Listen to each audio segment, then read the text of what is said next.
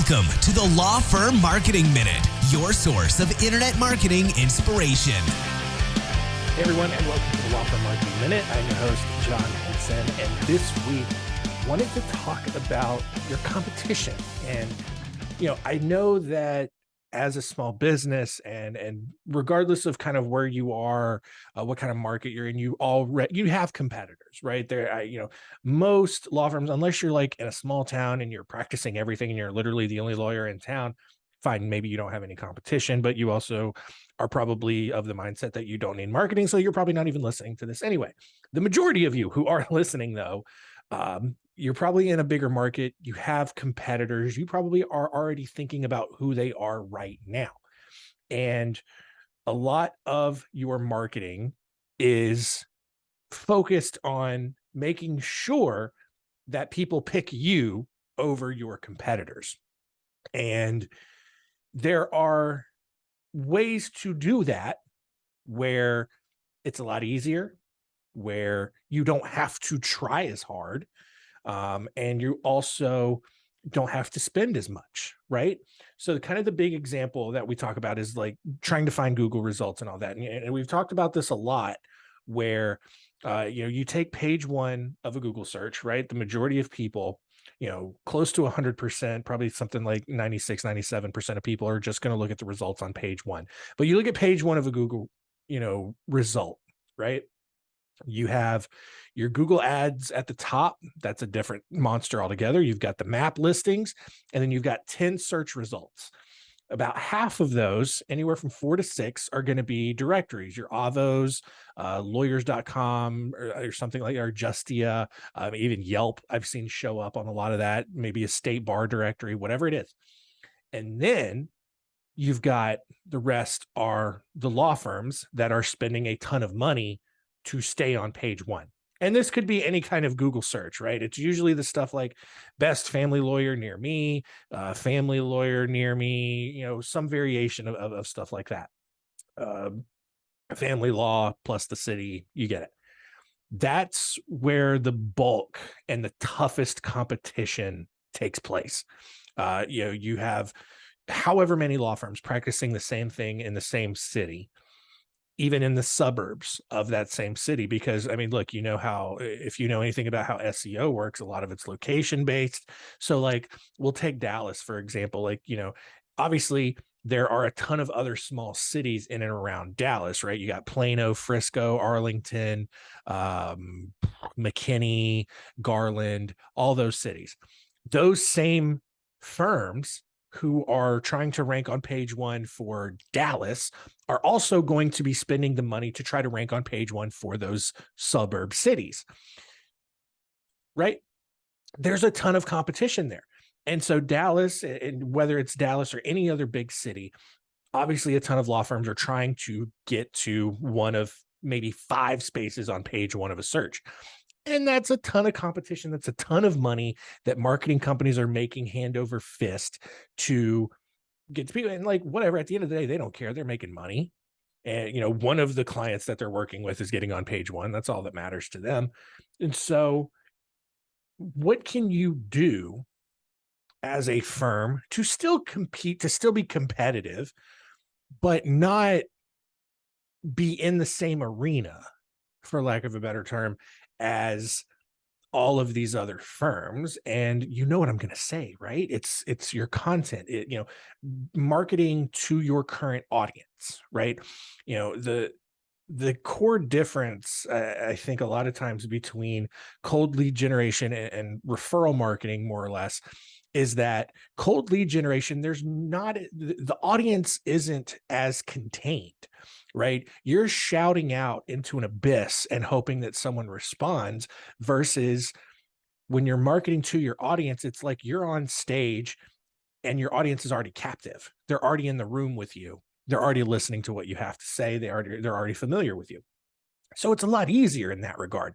And look, they could still be influenced by outside sources. They could still do some more research and find out who else is practicing the same thing in your area. But because you already have that established connection with them, it's easier for you to stay in touch, assuming that you are staying in touch. And it's easier for you to convert them because you have the prominent place. You have already established a tiny little piece of real estate in their lives. And it's easier to convert them at that point. So it's focusing on focusing on your audience, and less focus on trying to uh, you know, kind of corral whatever kind of randomness is existing outside or what people are searching for. And there are so many other pros and cons. I mean, the biggest one for me is, people who are just searching for someone on Google. They're trying to get in and out really fast. They're going to be price shopping. They're not going to be great to work with.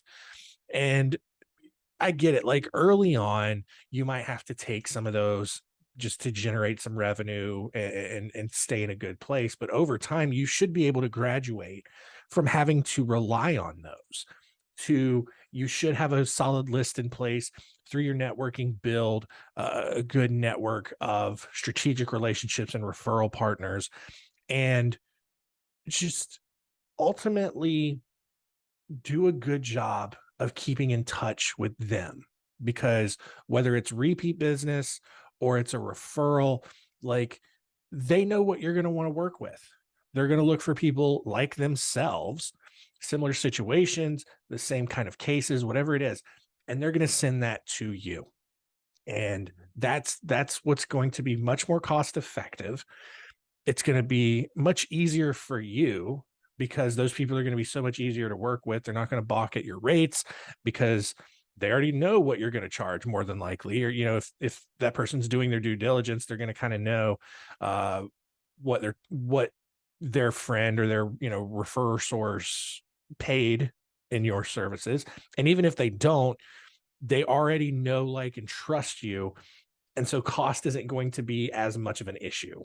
Right. So again, it's this idea of, like, you're always going to have competition. That's fine. But rather than constantly trying to compete, and look, more than a third of people in our legal marketing trends report indicated that standing out from their competition was kind of one of their biggest marketing concerns. You can alleviate that by not relying on fighting for the same piece of real estate, online real estate, as your competitors. If you've got a solid contact list, and I mean, a couple hundred at the minimum, right? And you've got that if you've been in business long enough, because it's your current clients, past clients, other leads that you've been generating along the way, your strategic contacts along the way, referring attorneys, whatever it is. Those are the people. And you stay in touch with them, making sure that you're providing value to them on a regular basis. That makes your marketing so much easier, because now you're working with this primed captive audience, and you're not constantly having to generate leads, cold leads, and work extra hard to warm them up and get them to convert.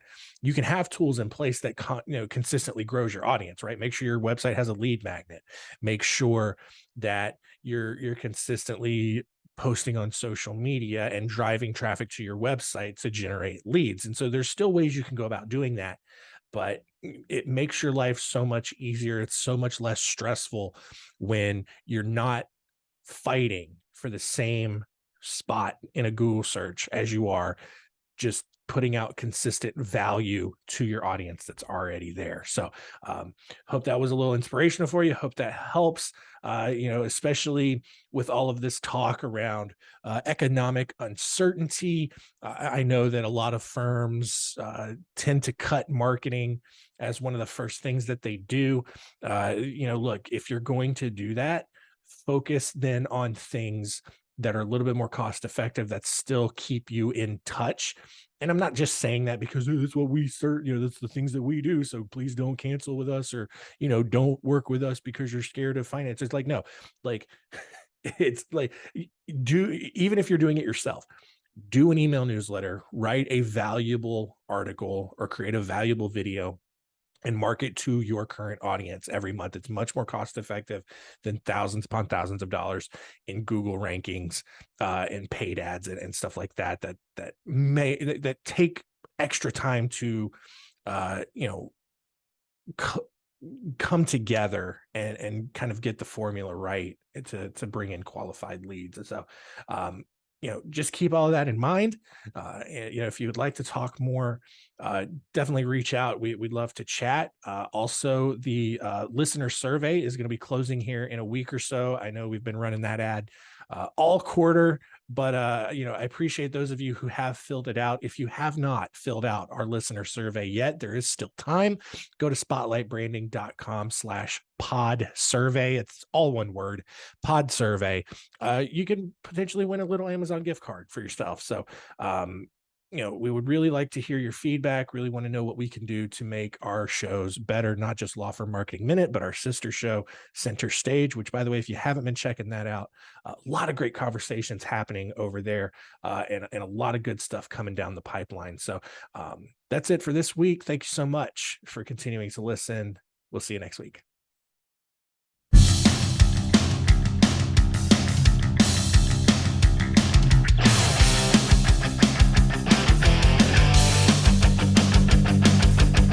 Thanks for joining us. Please visit lawfirmmarketingminute.com for more information. We'll see you next time.